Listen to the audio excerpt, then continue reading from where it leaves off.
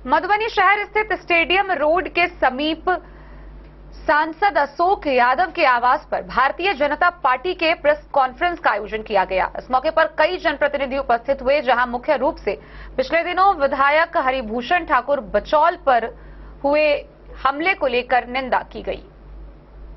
Bharatiya Janata party के द्वारा एक प्रेस कॉन्फ्रेंस का आयोजन मधुबनी शहर स्थित स्टेडियम रोड पर सांसद अशोक यादव के आवास पर किया गया।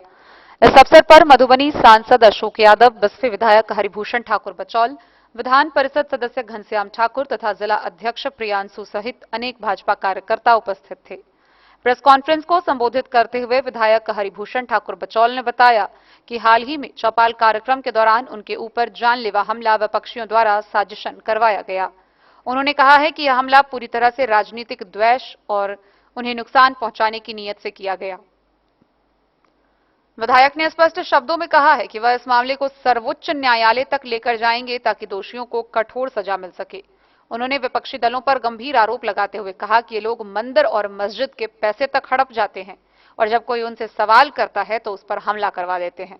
उन्होंने कहा कि यह लोकतंत्र में अस्वीकार्य है और जनता ऐसे नेताओं को कभी माफ नहीं करेगी। इस अवसर पर सांसद अशोक यादव ने कहा कि भाजपा अपने कार्यकर्ताओं और नेताओं के साथ मजबूती से खड़ी है और विधायक हरिभूषण ठाकुर बचौल को न्याय दिलाने के लिए हर स्तर पर सहयोग किया जाएगा। जिला अध्यक्ष प्रियांशु झा ने भी इस हमले की कड़ी निंदा की और कहा कि भाजपा कार्यकर्ता किसी भी स्थिति में पीछे हटने वाले नहीं है। प्रेस कॉन्फ्रेंस में उपस्थित नेताओं ने संयुक्त रूप से कहा कि विपक्ष का यह कदम न केवल अलोकतांत्रिक है बल्कि जनता के साथ भी विश्वासघात है। भाजपा इस प्रकार की कायराना हरकतों से डरने वाली नहीं है। मेरे अंगरक्षकों के द्वारा, समर्थकों के द्वारा मुझे किसी तरह मैं वहां से निकला। इसका कारण है कि कल्याण जी एक पत्रकार हैं प्रभात खबर के। वो हमको बार बार सूचना दिए कि प्रभात खबर का चौपाल लगने वाला है, फैयाज साहब या आसिफ साहब भी रहेंगे और अन्य पार्टी के लोग रहेंगे। रहीका चौक पर 3 बजे से प्रोग्राम है, आप आ जाइए। मैं पहुंच गया। 2-2 मिनट लोग जब बोले, हमारा 2 मिनट का जब आप बात सुनिएगा, उसी बीच में वो हंगामा हुआ, उस पर मैं बाद में आऊंगा।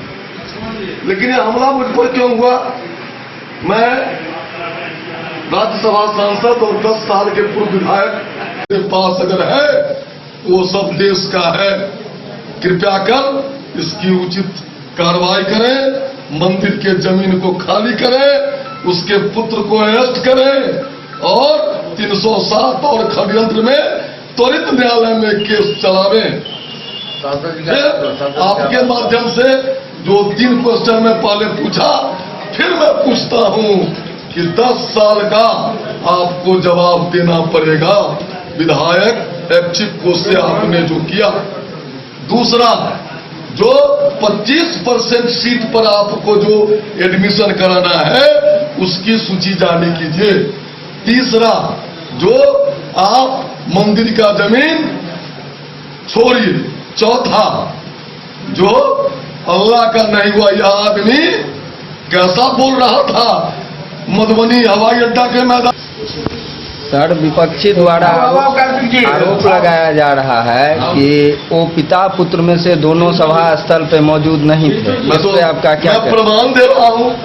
यही तो षड्यंत्र है जिसकी जांच करने के लिए मैं प्रशासन को भी कह रहा हूं। जो को स्पॉन्सर्ड, उसका भी मैं फोटो दे रहा हूं। आसिफ अहमद थे, 7 संयोजक थे उस कार्यक्रम के। भोजी किस भोज में नहीं हो तो सतर्क तो उसी समय हो जाना चाहिए था। उनका बात का आप खंडन कर रहे हैं? निश्चित। और 2:41 में उनकी गाड़ी उसी स्थल से पास कर रही है और बीनो राम से उनका कुछ 1-2 मिनट बातचीत भी हुआ है। वो कहते हैं ना, सफेद पोस्ट मत बने। मैं प्रशासन, उनके फोन लोकेशन और उनके गाड़ी जो दर्जनों सीसीटीवी में आया है रहीका से आते हुए, 1 सीसीटीवी 3 सीसीटीवी तो मैं दे रहा हूं आपको। ऐसा न जो बड़ा है डिलीट कर दे। मधुबनी से फिरोज आलम की रिपोर्ट।